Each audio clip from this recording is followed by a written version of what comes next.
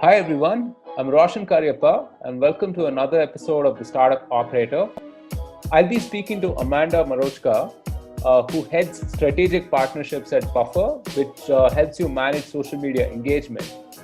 And it's a unique company in many different respects. We'll try to understand a little more about Amanda and about Buffer in this conversation. Hey Amanda, thank you so much for being on the podcast. Thank you so much for having me, Roshan. I'm very excited to be your first international guest on your podcast today. Yeah, that's fantastic. Maybe we could start with a little bit of context for our listeners. You were actually a marketing person before, and then you transitioned to partnerships. So how did that happen? Yeah, so my path into the startup world was definitely a non-linear approach, which I think resonates with a lot of other folks as well. So originally, when I went to university, I studied political science and communications like many other folks. I really wanted to be a lifelong bureaucrat. I really wanted to get into politics. But during my time there, I found out that I was a little bit more technical than I initially thought. I started playing around with tools like Photoshop and started learning basic HTML. A lot of politicians were starting to approach me to do some of their marketing assets and websites. And from there, I really developed an interest in the technical side of the industry, but also just my skill set. So I decided to go back to school and study computer science, particularly web development and application development, to sort of build out some of my hard skills as well, alongside my soft skills that I already had. And that gave me a lot of autonomy as well. I definitely highly recommend, having a bit of a T-shape. A lot of people in marketing or a lot of people in the startup industry talk about being a T-shaped profile, having a wide breadth of skills and then being able to go deep into one. And that really helped me with that. And also when I first moved to the Netherlands, originally I'm from Canada, I was really living paycheck to paycheck. So having that, extra skill set allowed me to develop my first side hustle and to start developing websites. And so from there, I started taking a lot of marketing related jobs that had a technical component to it. So, I think a lot of people think of marketing and, they really just think it's a content, type of field where it's actually can be a lot more all encompassing. And especially when you work for maybe a smaller company, I was working for not-for-profits back then.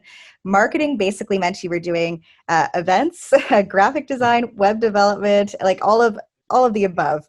So from there, I kind of built out, my skill set a lot more as well.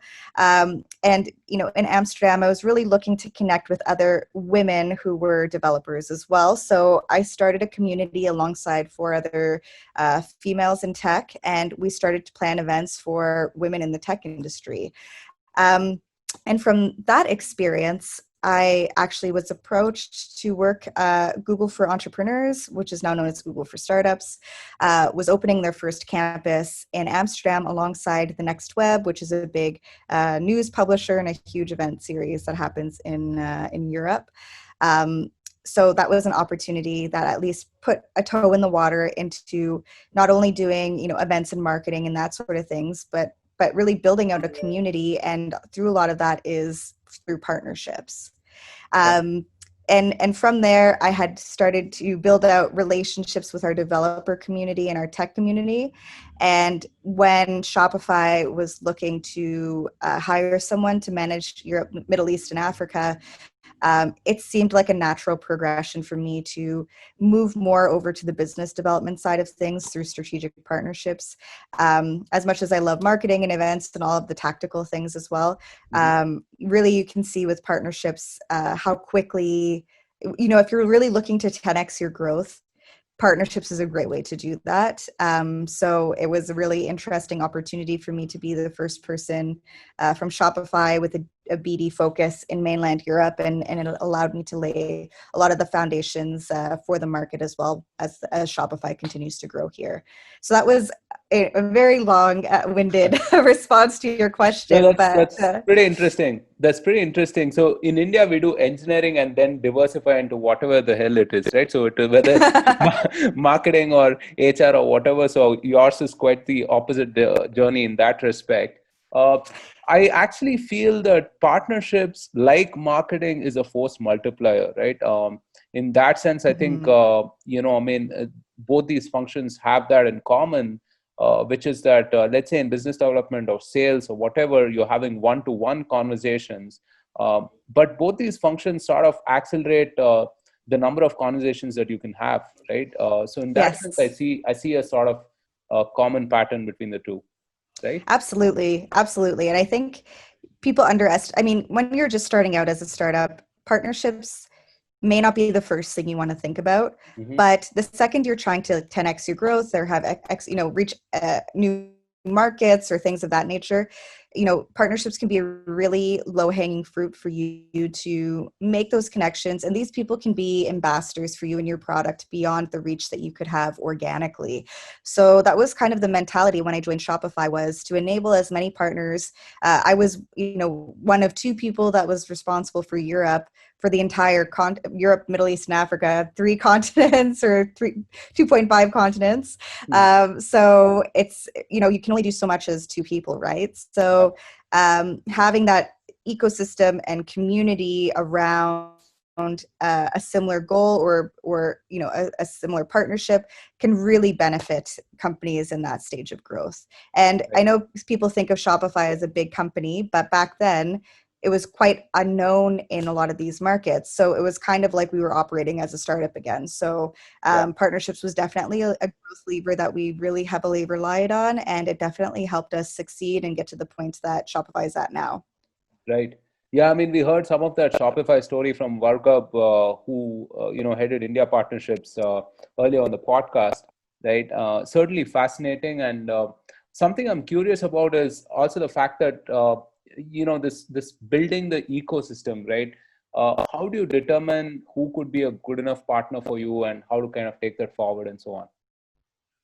Yeah, so I think it depends on what stage of growth your company is at. So I think having similar end goals or a similar target customer is very important. So, in the e-commerce segment, it's quite easy to figure out you're focused on the SMB segment. That's Buffer's target audience is very similar to that. Actually, we really are focused on the small to medium-sized businesses, on the entrepreneurship segment. So any other companies who are kind of in a similar space to us, who are trying to help enable these brands to grow, particularly if they're D2C brands, so those that were natively online as opposed to traditional businesses going online for the first time, I think that's maybe an even easier segment to target. But I think aside from that, having a company, aligning with a company and partnering with a company that has similar values to you is also important. So with Buffer, for example, we're a freemium product. We're very accessible to the masses. So when I look for partnerships, I really try to find other companies that are very similar to ours, in the sense of like really being accessible. It doesn't make sense for us to partner with enterprise level software, or companies that have large sales teams, or even companies that want to integrate with us that have a paywalled functionality, because a lot of our users are free users, so it doesn't really make sense for them to have to pay for functionality, which when they're not even paying for our own platform. So Yeah. those types of things are very top of mind for me when investigating new opportunities. Right.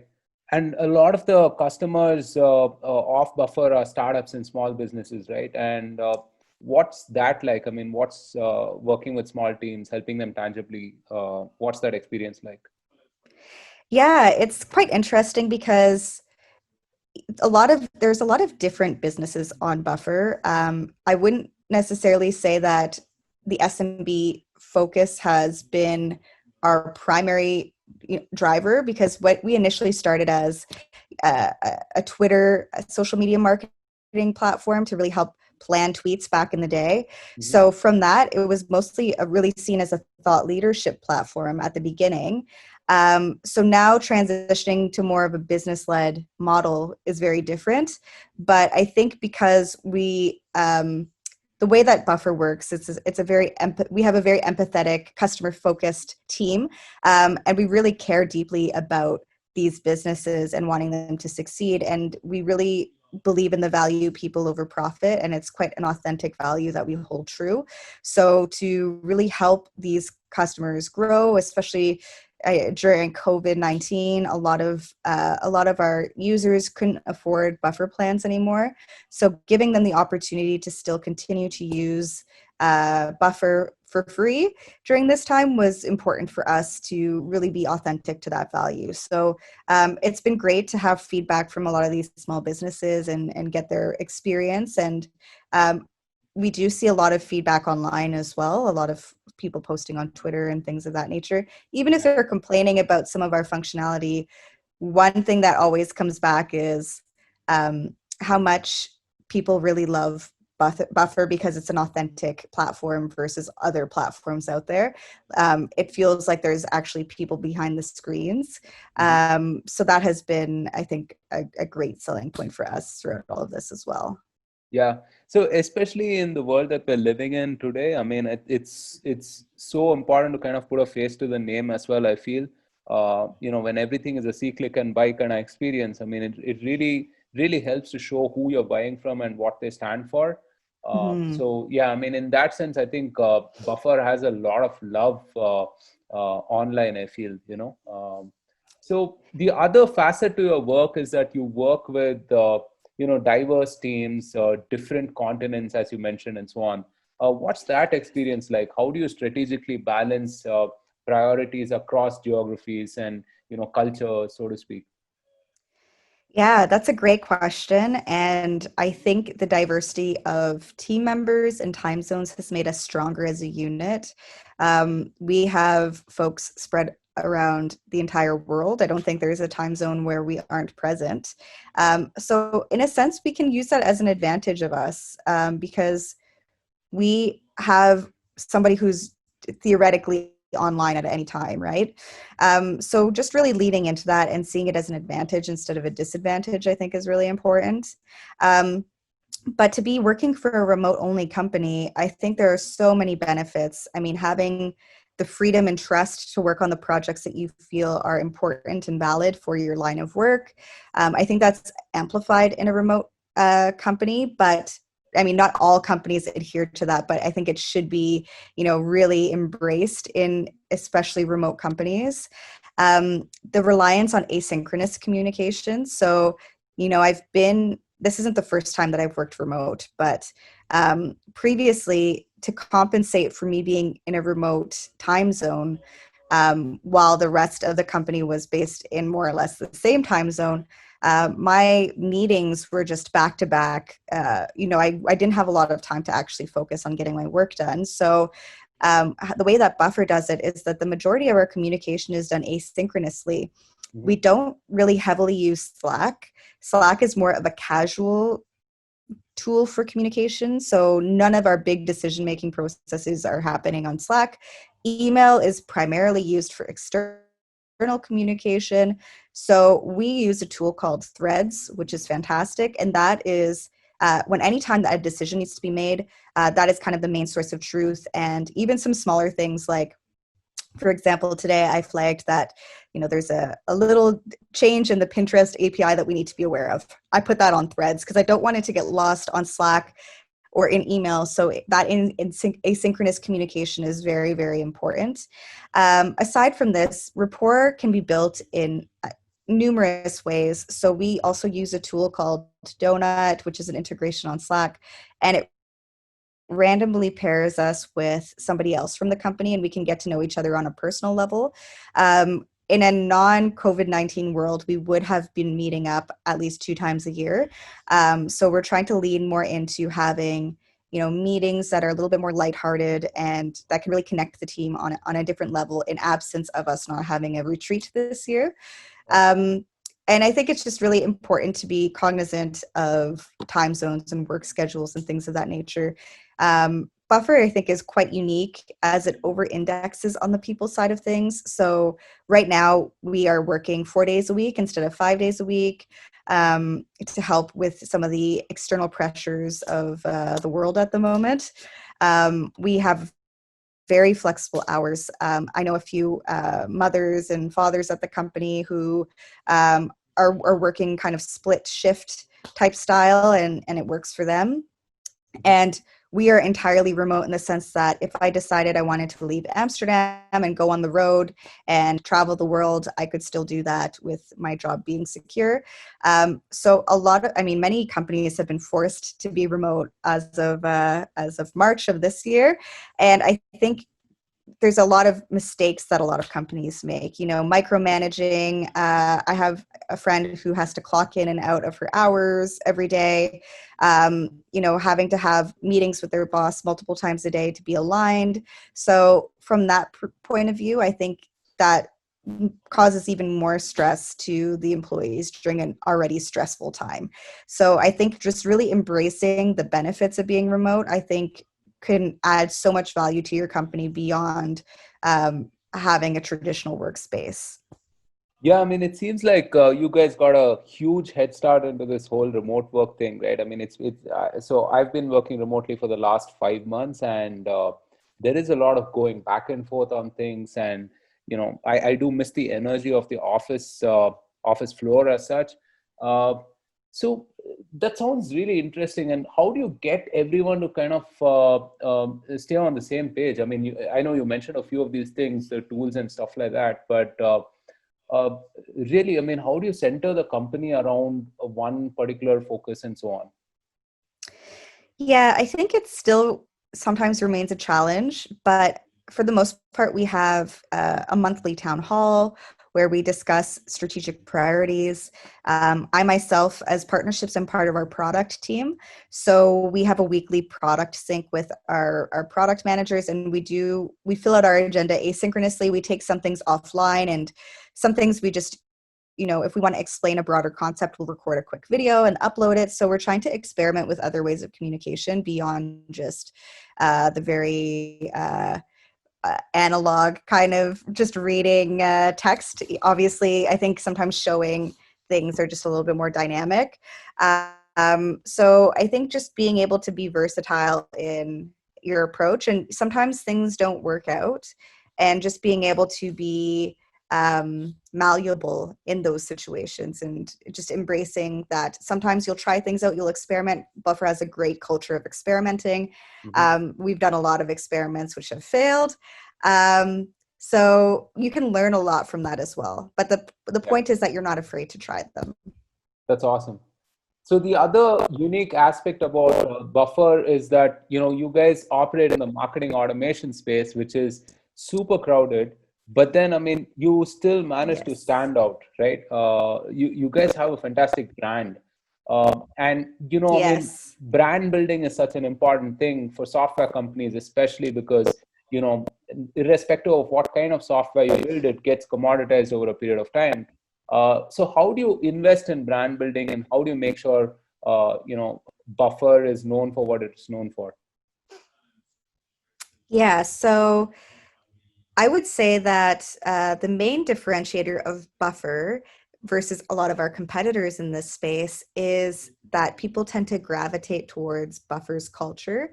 And we have a fantastic content marketing strategy around Buffer's culture and operating remote. And our blog has kind of served as this encyclopedia of knowledge for all of our failed mistakes and all of our triumphs as well. And I think for a lot of startups in this space, a lot of e-commerce companies, etc., maybe the first time they are introduced to Buffer is through our open blog. And because of that, we actually have a very strong top of funnel because we have so many views on our blog every month. So we try to just be authentic, and we try to be open and honest about some of the things that are maybe a little bit taboo to talk about. So a few years ago, our CEO wrote a very candid blog about how we had to reduce headcount at Buffer. And that's something that many startups go through, but very few talk about. So I think that authenticity is very important. We have other failed experiments on there as well, such as we tried having a flat hierarchy at Buffer that didn't really work out for us, but we talked about it openly, and we did say, why it wasn't a success.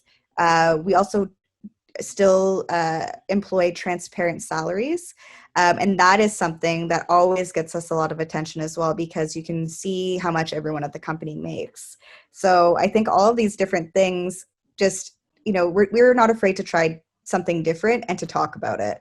And it may not be directly related to social media marketing. And I think that's okay, because really we're just trying to be, as authentic as we can about the process of building a company, of scaling a business, of managing people, all of the peaks and valleys that come along with it. So because of that, I think, we're very unlike a lot of other companies in the space, because we are very much the face of the product and we are the brand. So I think that's, and as I mentioned as well, we very much value people over profit. And I think that's so authentic in our DNA. With a lot of, with COVID-19 and the Black Lives Matter movement, for us, that was not even a question for discussion. We wanted to help those businesses and entrepreneurs and segments that were impacted the most, to ensure that they still had access to our tools. So, and I know a lot of brands out there kind of do things like that, but I think it's sometimes for the wrong reasons, or they say something once and then just because it's trendy, and then they never follow up on the action items. But for us, anything that we put out there has to be authentic, and it has to be something that we continue to build upon. Yeah, I mean, a brand is really who you are, right? So, I mean, I don't think you can fake that through one or two initiatives and campaigns and so on, because you're right. I mean, a lot of the brands out there, a lot of the companies out there do this seasonally, and but it's just so apparent, right? But with Buffer, whether it's remote work, or I think there was even a fundraise story, right? I mean, you want to talk about that actually? I mean. The I think it was you guys bought back the investment or something of that sort. I'm not Yeah. sure. I'm hazy about the details. Yeah, we bought out our investors a few years ago. It was a little bit before my time, but I think that also puts us in a unique situation as well, because very few startups are in that situation, and I think many would like to get to that point eventually. But what was important for us was to be accountable to ourselves and only ourselves, to have external investors driving the ship of our product. I think was not something that we authentically believed in. Mm-hmm. So our CEO made that a priority to buy back the investments, and really making sure that we're sustainable without having to rely on external funding. And he's been very successful in doing that. Buffer is a profitable startup that's bootstrapped, which is also very rare. Yeah. But I think it's a great story for the startup world to see that there are other ways to get to that end destination. Right. Yeah, I mean, that is definitely unusual to hear, and that's quite a story as well. Uh, so we're operating in special circumstances right now. I mean, the world is at siege with COVID and other troubles as such. What are some of the opportunities and challenges that you see for you as a person, and also at Buffer? Yeah, I think the biggest challenge on a personal level is, working remote is, I think, an amazing experience, but there are new challenges with COVID-19. So a lot of companies are working remote for the first time, and they think that during these circumstances, this is what working remote is like, when that's not actually reality.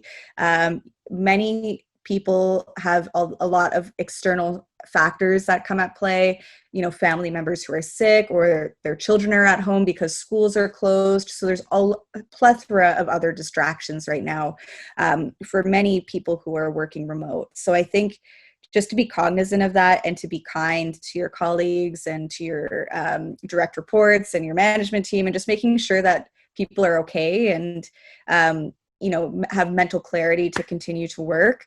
I think that's really important because, if people were burnt out before or had other stresses in their life, this is definitely a bit of a pressure cooker environment where, many people aren't able to leave their houses, and it just depends where you are in the world, right? So being cognizant as well that your experience may not be the same as somebody else in a different part of the world. Like, if we have colleagues in New Zealand or something of that nature, they're pretty much business as usual. But then if you look to certain parts of the United States, it's very much still an active pandemic. So just to be cognizant as well, to be aware of other people's situations. But yeah, on a personal level, it's been a bit of an interesting year. I was supposed to get married a few weeks ago, and that has been put on hold. Yeah, but I think all things considered, from that perspective, it's I'd much rather wait another year than to try to push on and have a Zoom wedding, I think. But from in terms of different like opportunities that are out there beyond just on a personal level, I'm noticing a lot of businesses who are going online for the first time. In the Netherlands, a lot of traditional businesses that would, restaurants, bakeries, that type of thing, they're making the transition online. But I have some friends who manage Italian markets, for example, and in Italy, the e-commerce penetration is really low. So with COVID-19, it really kind of forced a lot of these very traditional businesses in the south of Europe to really make that leap and go online for the first time. So I think it's been very interesting in that respect to kind of see the evolution and really see e-commerce companies flourish during this time. At the first few weeks was a little bit rocky while people were adjusting, but I think now e-commerce is really, people who have never bought online have been buying online for the first time as well. So there's a big opportunity there. I also think that there is a big opportunity for agencies and freelancers who work in this space as well to sort of assist with this process, because the digital online e-commerce space isn't familiar to all business owners. In fact, many business owners are really good at the one thing that they build or the one thing, or the store that they manage, but they don't really understand online marketing components or how to set up a web shop for the first time. So, or how to schedule social media marketing posts. So from that perspective, I think there's a big opportunity for education, and a lot of agencies and freelancers can assist with that. And aside from that, I think this is forcing a lot of businesses to future-proof themselves, and also reaching untapped audiences that they were not maybe reaching before. For example, like I have some friends who typically would cook everything at home and not really eat out, but with COVID-19, they started ordering out more and started to explore some of the neighborhood restaurants. And I think because of that, you want to support your local businesses as well. And because of that, I think there's a lot of untapped opportunity there too. Yeah. So I do a bit of the latter, which is that, every month I kind of order from a business I haven't heard of. So yeah, I mean, I totally relate to that. I think we're doing, as a people, I think we're doing splendidly, I mean, given given the circumstance. Yeah. And what was the last business that you ordered from? So I just ordered from this place called And Nothing Else today. So I mean, it's healthy snacks and whatever. So I fast a lot, and but when I do eat, I eat like crazy, right? So so I ordered from this place which has all these protein bars and stuff like that. Which I mean, and I'm pretty excited for it. So I'm waiting for that. So yeah, that's a great example of maybe something you weren't going to explore before, but given the circumstances, I think it gets a lot of us thinking about how we can better optimize for grocery delivery or things that'll make our, lives at home a little bit more comfortable. I know that Nintendo Switches were sold out like for months during COVID-19 because everyone was like, oh, I got to get a Nintendo. So I think there are a lot of opportunities out there for sure, especially for small business owners. Yeah, absolutely. Actually, so Vargab was saying that over the last 12 weeks, they've seen more businesses sign up than, over the last 12 months, right? So that's a phenomenal statistic. And there isn't any online commerce. There is it's just commerce now, right? So I Yeah. think it's sort of an indelible change, and I think possibly, we'll come out of this stronger, better, I think. Yeah, it's forced us into an interesting situation, but I think the benefits from this Hmm. will precede, a lot of the challenges. I think, after we get over the hump, and, it'll definitely future proof a lot of these businesses. So I think Yeah. it's definitely has at least some advantages. Yeah, absolutely. So before I let you go, I have to ask you about your recommendations of great books or podcasts that you follow. Oh gosh, that's a great one. I actually, so when I was in between jobs, um, I was reading a book on micro habits. I forget what it's called at the moment. But it's like a pretty popular book, and it's the principle is that, small habits every day can, add up to an overall larger change. So, if you're going outside for a run, you want to become a runner. Oh Just yeah, running for 5 minutes a day yeah. is all, kind of getting out of the mindset that it has to be You're these talking about gigantic opportunities. atomic Yeah, habits, is it? atomic habits. Yeah, James. Atomic Yeah, habits. Thank you. yeah. That's a fantastic. Um, yeah, I think it was Yeah. one of the best reads that I had this year. And I think, not necessarily from like an educational perspective in the same vein, but another book that I read this year, and I think it's important as well for us all to educate ourselves on topics, social justice topics at the moment, especially given the situation of the world. So for me, I thought one of the most fantastic books that I read in the last couple of weeks was Trevor Noah's Born a Crime. And it kind of documents his, childhood growing up in South Africa in a place that was largely fragmented and a lot of different segregation was occurring, and how he sort of navigated that process. But obviously it's through a very humorous lens as well. So it's very, very digestible and very easy for someone who's maybe not familiar with a lot of the Black Lives Matter movement, for example. So I really would highly recommend that as a read as well. And from a podcast perspective, not to shamelessly plug Buffer, but we have a podcast conference coming up next week Oh called wow. the Built to Last Conference. So it's an audio first conference, so it's not a conference about podcasts, I should clarify. But we have, I think, an 8-part series where we interviewed numerous agencies and small to medium businesses on how they grew their brand online. It's going to have so many interesting tidbits. So if you're interested, it's a totally free conference as well. So if you're interested, please look up Built to Last by Buffer, and those will be available on demand after the fact as well.